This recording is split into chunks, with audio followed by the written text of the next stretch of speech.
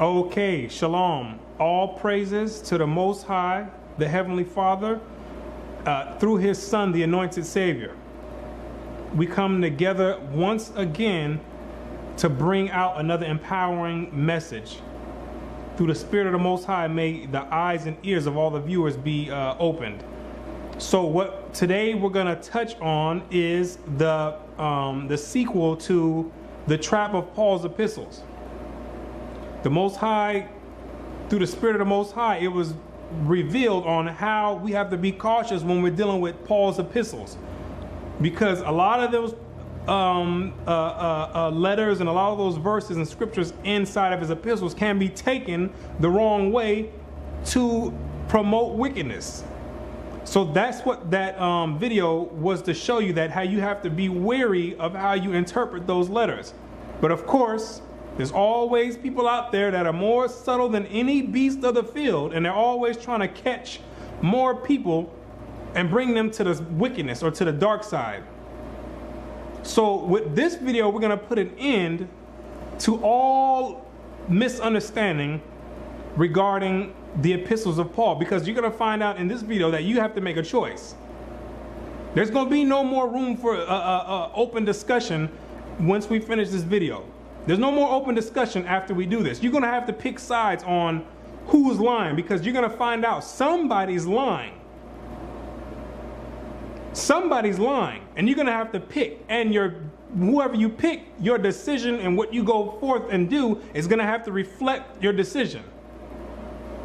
We can't have it both ways. That's what we're going to find out. It's either Paul's lying or the Christian church is lying. The modern day Christian church, Christianity. Somebody's lying. That's what we're going to find out. So without further ado, let's get right to it. And then you're going to have to make a choice. I'm Brother Yarashalam. This is the Bible Unlocked. Paul versus Christianity. Somebody's lying. Acts 21 verse 18. And the day following, Paul went in with us unto James, and all the elders were present. And when he had saluted them, he declared particularly what things God had wrought among the Gentiles by his ministry. So now the setting is we have Paul getting together with James and the elders, and he's giving them a report on how his ministry is going with the Gentiles. And he's letting them know that there's been a lot of conversions among the Gentiles. Follow me.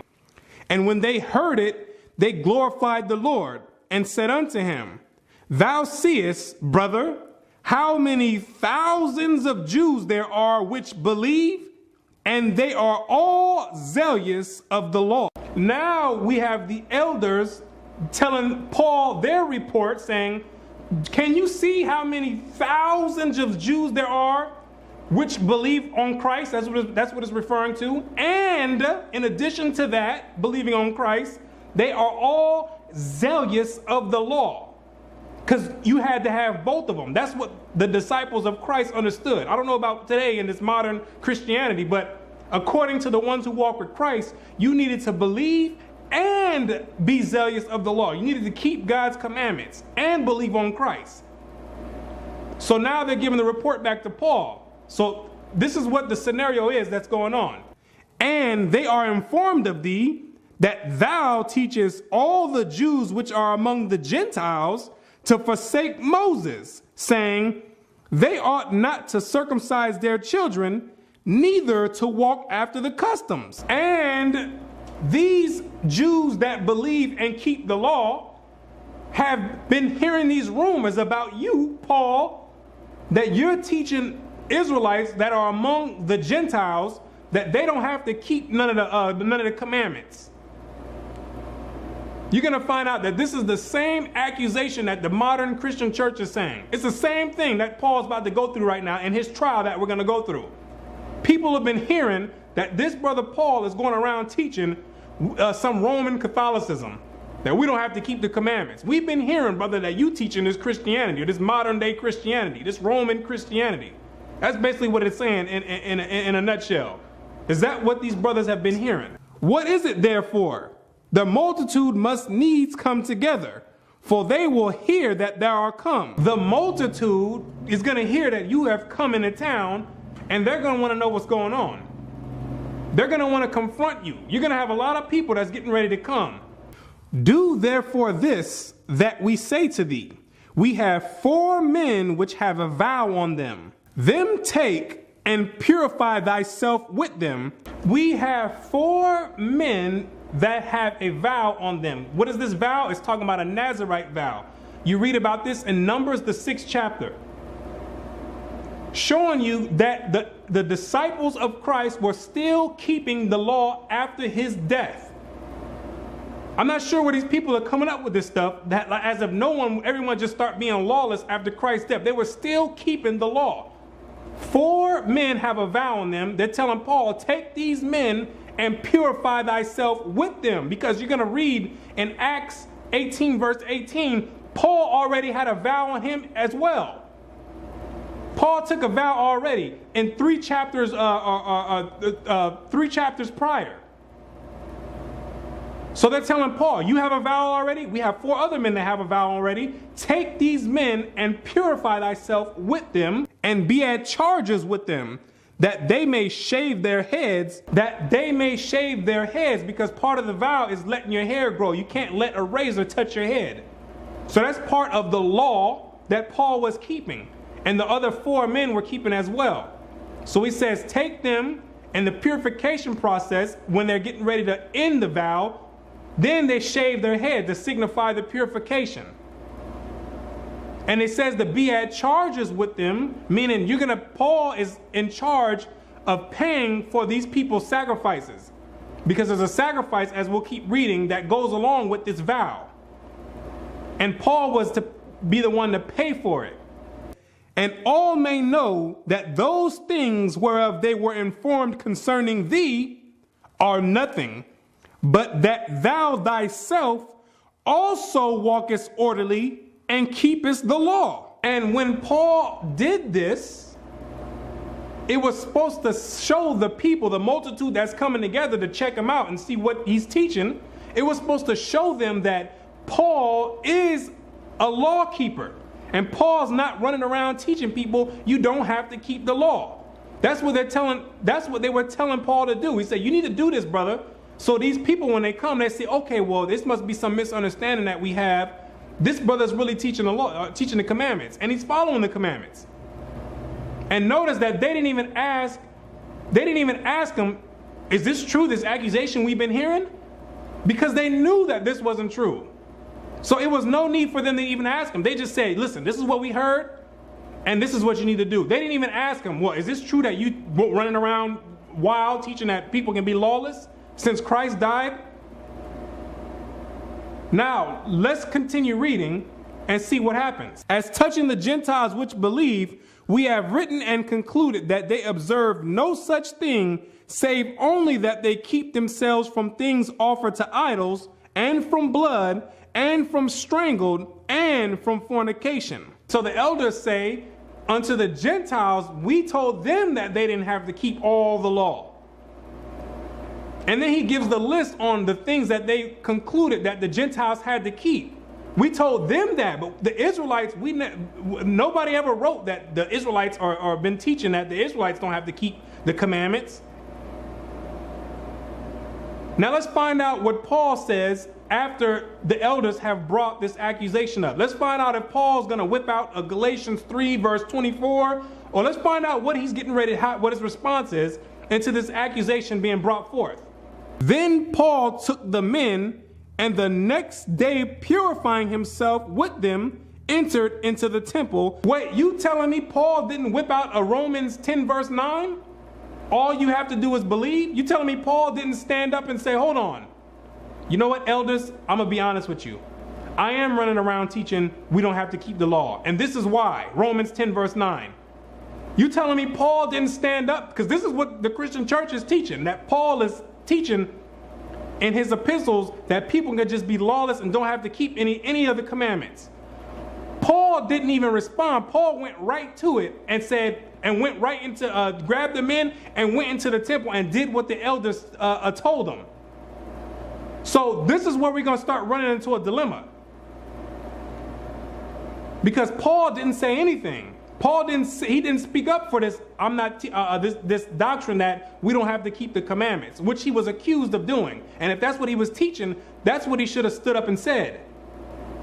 Let's continue, because it gets better. To signify the accomplishment of the days of purification.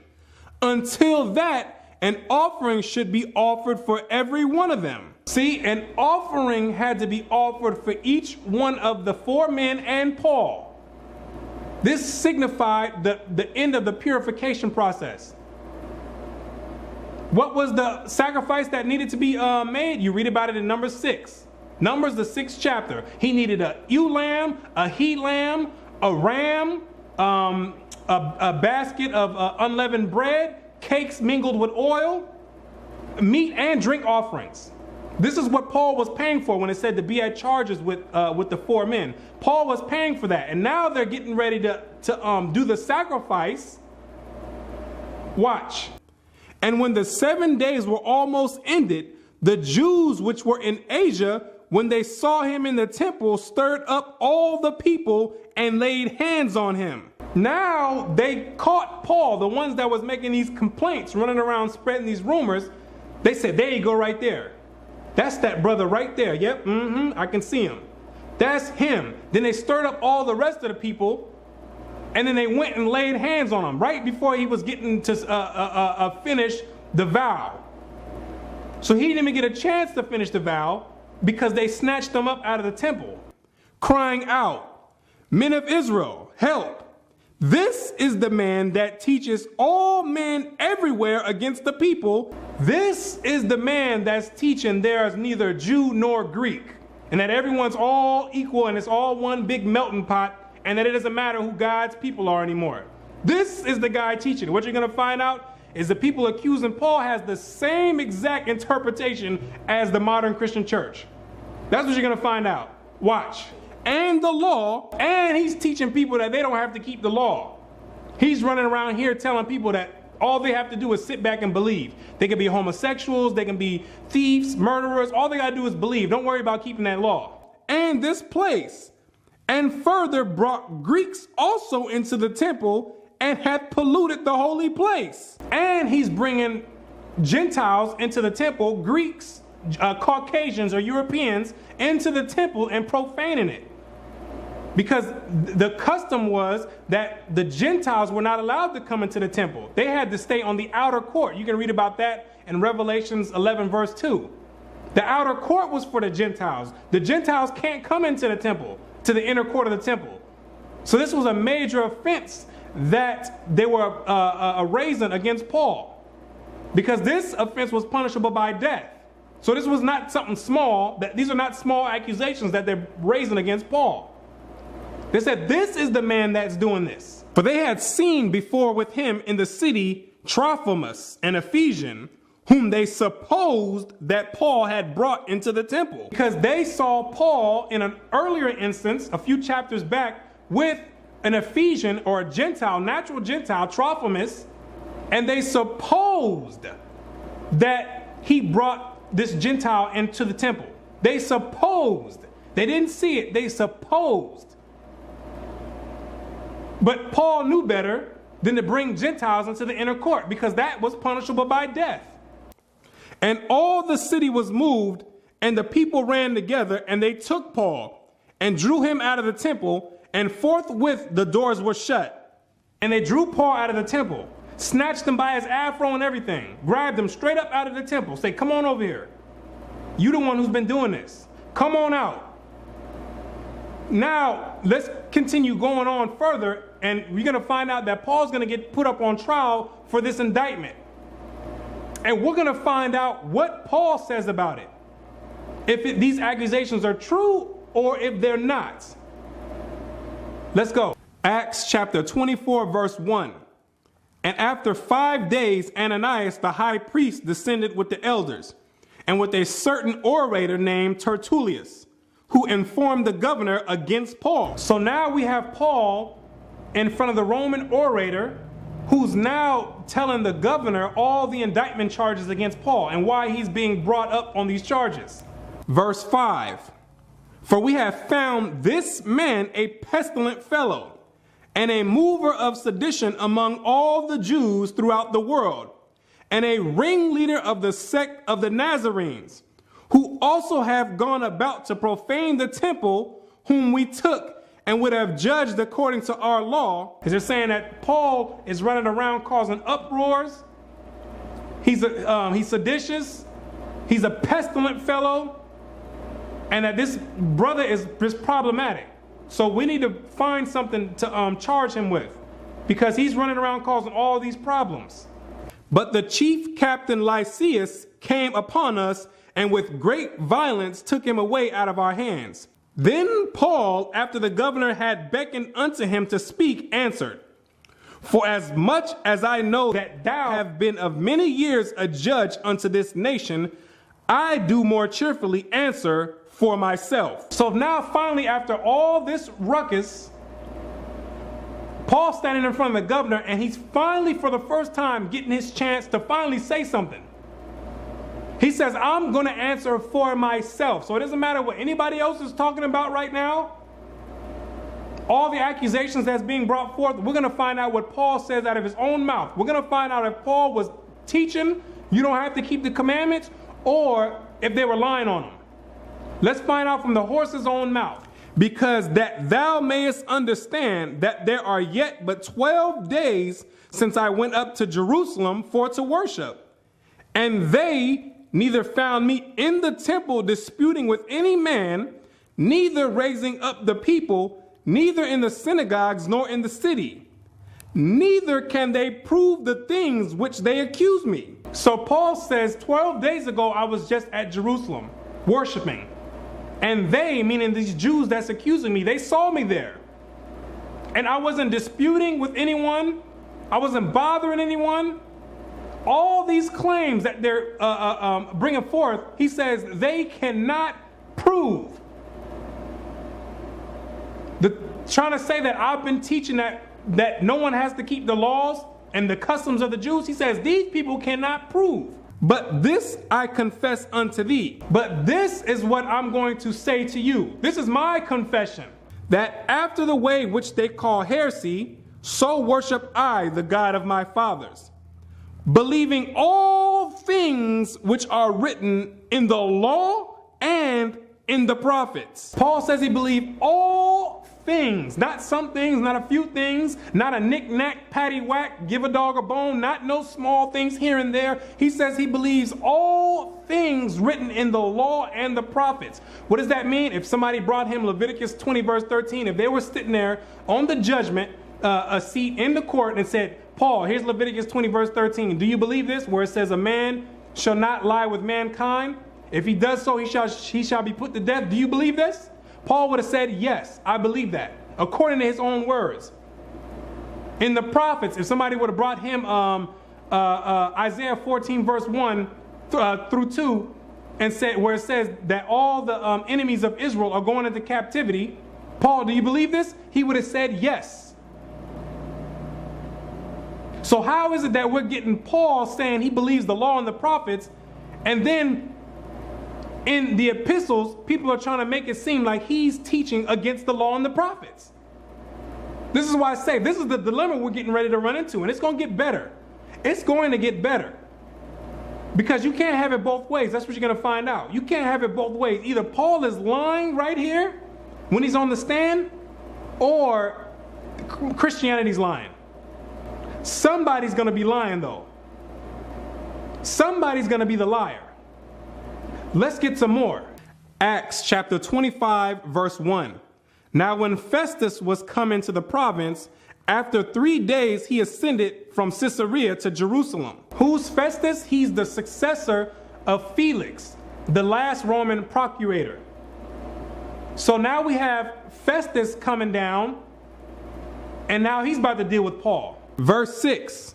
And when he had tarried among them more than 10 days, he went down unto Caesarea, and the next day, sitting on the judgment seat, commanded Paul to be brought. So now we have Paul getting ready to be brought in front of Festus.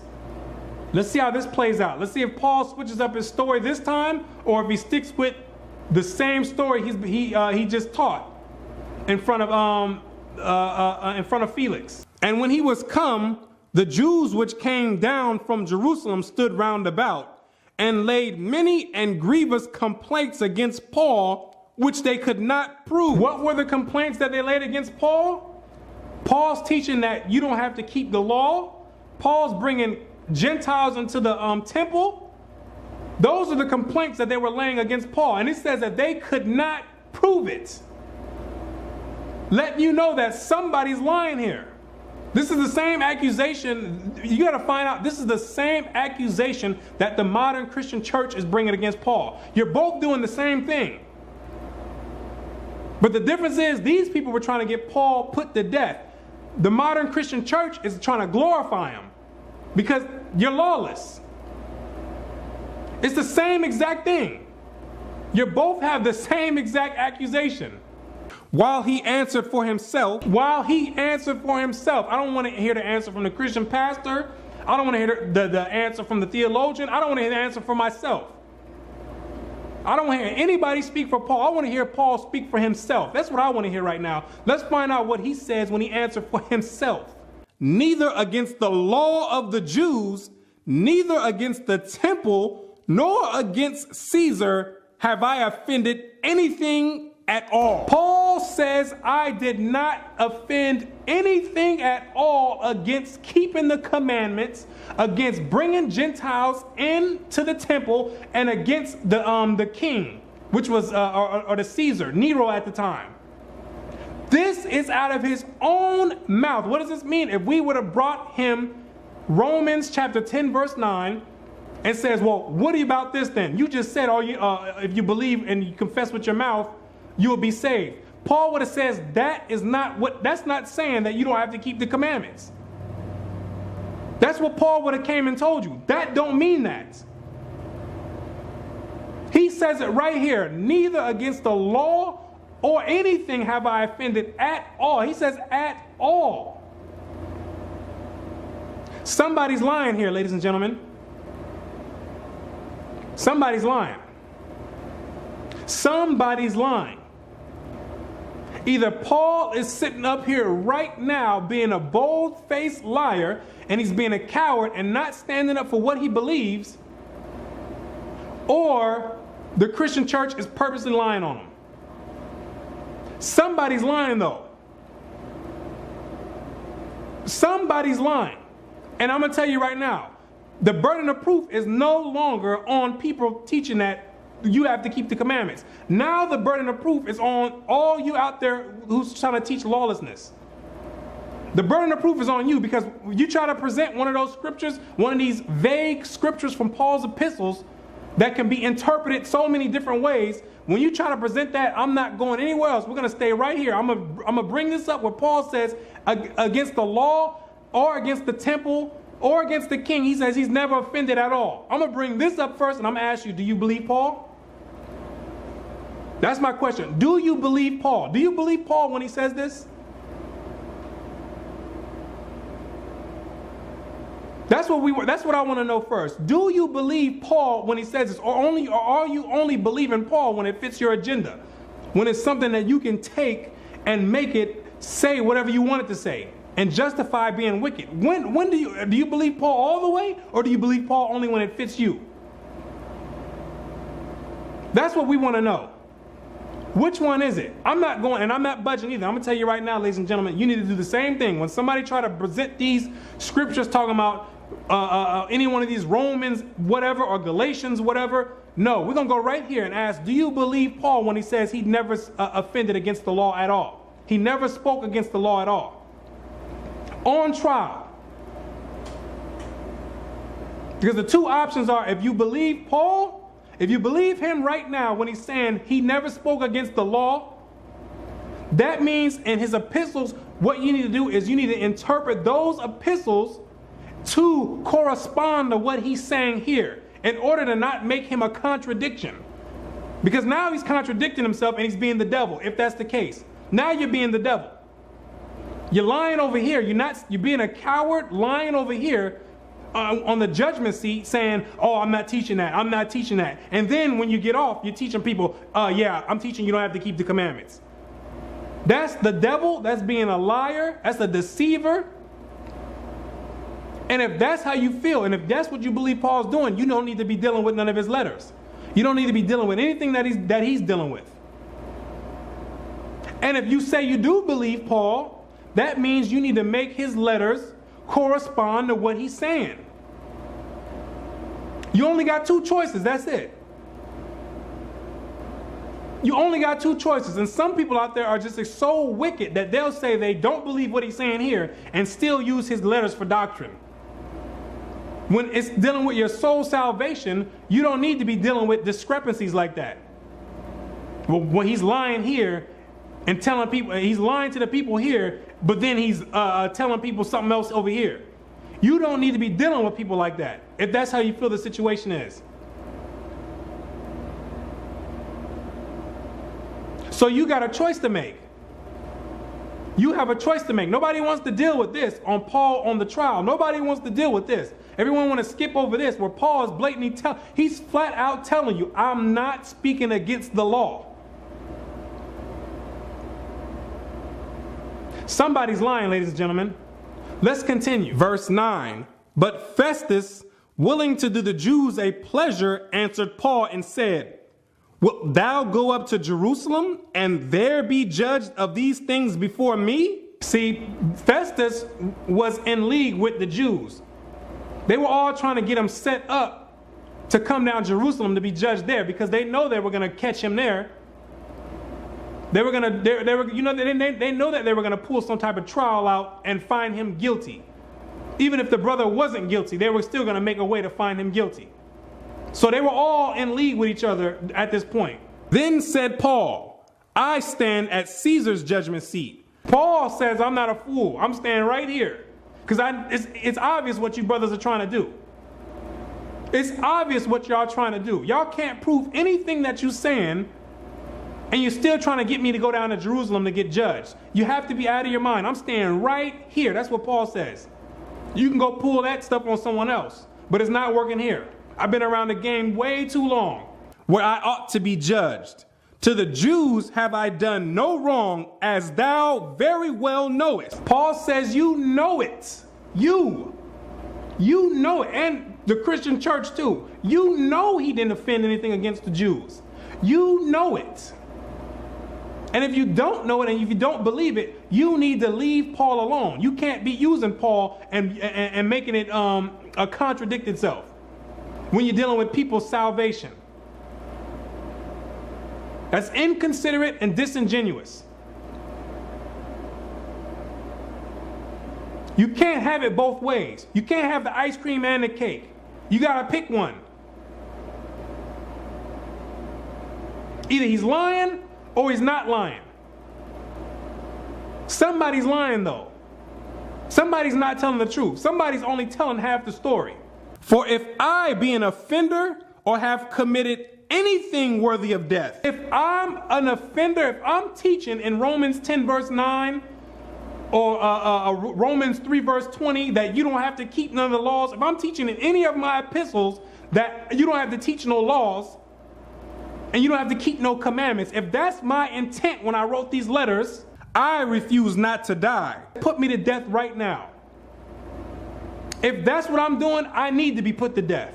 That's what he's saying. I need to be put to death. If I'm offending and I'm doing that against the law, put me to death right now. If I'm bringing Gentiles into the temple, put me to death right now. He says, I refuse not to die.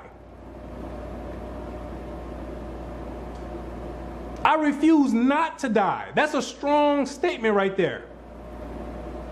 He didn't say, you can go ahead and kill me. He says, I refuse not to die. Meaning, go ahead and take me, man. If that's what I'm doing, go ahead and take me because I need to be put to death. Because Paul says he believed everything in the law and the prophets. And it tells you in the law, if somebody comes around telling you, let's go worship other gods, which is what the modern Christian church is doing, telling you to come away from the Most High and go and worship the Babylonian God, the God of the Roman Catholic Church, it says the judgment is they need to be put to death. Paul says, I refuse to die. So it's either if Paul's lying right here, nobody needs to be dealing with him. If you believe Paul is lying, nobody needs to be dealing with him. But the choice is, if you don't believe he's lying, don't bring me no Romans 10 verse nothing and try to say that Paul's teaching against the commandments, because now you're contradicting him.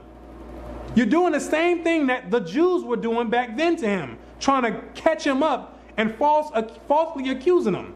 You're doing the same thing. You're doing the same exact thing. You're no different. And Paul is going through a rough, stressful time right now, trying to clear his name from these people accusing him. And then now you got 2-point-something billion people doing the same thing. It's amazing how it works, doing the same thing. But if there be none of these things whereof these accuse me, no man may deliver me unto them. I appeal unto Caesar. But I'm not going to die for something that I didn't do. See, if I did it, I refuse not to die. But you're not going to get me for something I didn't do. See, that's the difference. I'm not going to die innocently. That don't make any sense. That's just stupidity. I'm not going to volunteer myself to be put to death if I'm not doing it. So once again, if they brought him Ephesians, anything, Galatians, anything, any one of those scriptures in his epistle and said, what about this right here, brother? You just said right here, we're not justified by the law, we're under grace. What does that mean? He would have said, that does not mean you don't have to keep the law. That's what he would have said. And then he would explain to them what he was saying or what his intent was. He says, I'm not dying like a dummy. You're going to have to bring up some legit accusations and be able to prove them if I'm going to willingly get put to death. That's the story of Paul, ladies and gentlemen. That's Paul's conclusion of the whole matter. That's what Paul says out of his own mouth. Paul says, I'm not teaching against the commandments. These people are accusing Paul of teaching against the commandments, but Paul out of his own mouth is saying, I'm not doing that. So we got two choices to make, and nobody's going to get off the hook with this. We're not going anywhere else. I'm telling you, I'm dead serious with this. We're not going anywhere else. I want to know what you believe. I want to know if you really believe Paul. This is where you're going to uncover all these hidden demons that's inside of people. They're going to start coming out and manifesting themselves. And trust me, I've seen it already. You think people believe in the scriptures and believe in the Bible one moment, then once the truth start coming out, all of a sudden they don't believe anymore. All of a sudden the book is full of myths, full of fairy tales, and all this other extra stuff. They don't believe anymore. I've seen it personally. Because that's what the truth does. It start digging demons out that are laying dormant within you. Because there's a lot of demons that's getting ready to come out now that there's no way, there's no back door to run out of on this now. Because now you're trapped in a corner. See, that's how the Most High is giving the wisdom out in these last days, where we're going to have to make decisions. Your faith is going to have to be tested. What you believe in is going to have to be tested. There's no escaping it. What do you believe? What do you believe? Because if you believe Paul is telling the truth, I don't want to hear about you saying anything about Paul said we don't have to do this. No Colossians 2:16 or any of that stuff. Interpret it the way it was meant to be interpreted, to reflect what he said here on the judgment seat.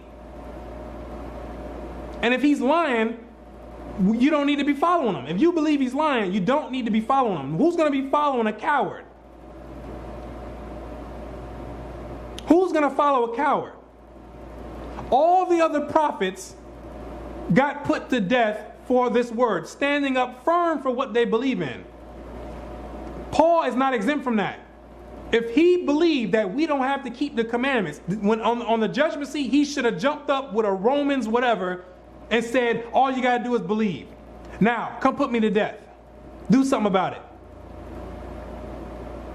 Do something about it. That's what I believe in. I believe Christ died on the cross for everyone else to be lawless. And we don't have to keep no commandments. All we got to do is believe. Do something about it. I'm willing to die right now. That's what we should have seen in this trial. That's what we should have seen Paul come out and do. But he didn't do that. He didn't do that. He spoke, the way he formatted his speech was in league with everyone else in the scriptures. All from Moses all the way on up to Christ. And all the other elders that were telling him that the Jews believe and they keep the law. That's how he formatted his rebuttal to the accusations that they were bringing forth. Which makes me say, okay, well, I'm going to take this brother's word for it. I'm going to take this brother's word for it, because truth be told, no one could. That's all you can do is take his word for it. We can all his epistles are. There's many interpretations that can be put on those. Why? Because we don't have the records are incomplete. We don't have what the churches wrote to him. We don't have all of the letters that he wrote. All we have is one form of communication. We have one form or one prospect of the communication being taken place. We don't have the letters that he wrote back or that they wrote back to him. We don't have the letters. And when you read 1 Corinthians chapter 7 verse 1, it tells you that he's responding to a letter. He says it's a response to the letter that they wrote to him. Well, where's that letter at that they wrote to him? So we don't have the full conclusion of what's going on. So people claiming to be some expert on Paul. You're not some expert on Paul. You can't be an expert on something that you don't have. You can't just chime in halfway through the conversation and think you know everything that's going on. The fact is, we don't know what's going on. Paul wrote 4 letters to the Corinthians. How many do we have in the scriptures? We got 2. We got 2 letters out of 4. And someone jumping in talking about they think they know everything. No, that's not the way it works. It doesn't work that way. So the only thing we can do is go off of what the brother said. At least that's what I'm going to do. Because I'm going to be honest with you. There's brothers out there that have a strong case saying that Paul is lying. And it's a solid case. I'll be unbiased with it. I'll tell you the truth. I'll be objective. They have a strong case. The Christian church has a case, but the Christian church is minute to what other brothers who actually study the scriptures. They have a strong case for it. But I'm not going to go with that, because I'm not going to take the risk of him telling the truth. I'm going to take his word for it, and that's how I'm going to interpret his epistles. I'm going to interpret his epistles to not defame his name as the other Jews and all other Christianity is doing already. I think that's unfair for someone to do. But the difference is, the brothers that teach that he's lying, they don't deal with the epistles of Paul. That's the difference between them and the Christian church. They say we're not dealing with it at all. We're going to stick to what we know and what's clear versus going to something that's not all the way clear. So, ladies and gentlemen, we got a decision to make. I'm going to tell you that right now. There's a decision to make. That's all I want to hear. What do you believe? I don't want to hear no other scriptures. What do you believe? Do you believe Paul? Is Paul telling the truth, or is he lying? And then after you make that decision, everything else that you bring out with Paul better reflect that decision. Until next time, we give praise and honor to the Most High. I'm Brother Yarashalam, and I say Shalom. I'm in the town, and they're going to want to know what's going on. They're going to want to confront you. You're going to have a lot of people that's getting ready to come. Do therefore this that we say to thee. We have 4 men which have a vow on them. Them take and purify thyself with them. We have 4 men that have a vow on them. What is this vow? It's talking about a Nazirite vow. You read about this in Numbers, the 6th chapter. Showing you that the disciples of Christ were still keeping the law after his death. I'm not sure where these people are coming up with this stuff, that as if everyone just start being lawless after Christ's death. They were still keeping the law. 4 men have a vow on them. They're telling Paul, take these men and purify thyself with them. Because you're going to read in Acts 18 verse 18, Paul already had a vow on him as well. Paul took a vow already in 3 chapters, 3 chapters prior. So they're telling Paul, you have a vow already? We have 4 other men that have a vow already. Take these men and purify thyself with them. Paul. So this is what the scenario is that's going on. And they are informed of thee that thou teachest all the Jews which are among the Gentiles to forsake Moses, saying, they ought not to circumcise their children, neither to walk after the customs. And these Jews that believe and keep the law have been hearing these rumors about you, Paul, that you're teaching Israelites that are among the Gentiles that they don't have to keep none of the commandments. You're going to find out that this is the same accusation that the modern Christian church is saying. It's the same thing that Paul's about to go through right now in his trial that we're going to go through. People have been hearing that this brother Paul is going around teaching some Roman Catholicism, that we don't have to keep the commandments. We've been hearing, brother, that you teaching this Christianity, this modern day Christianity, this Roman Christianity. That's basically what it's saying in a nutshell. Is that what these brothers have been hearing? What is it therefore? The multitude must needs come together, for they will hear that thou art come. The multitude is going to hear that you have come. Okay, shalom. All praises to the Most High, the Heavenly Father, through His Son, the Anointed Savior.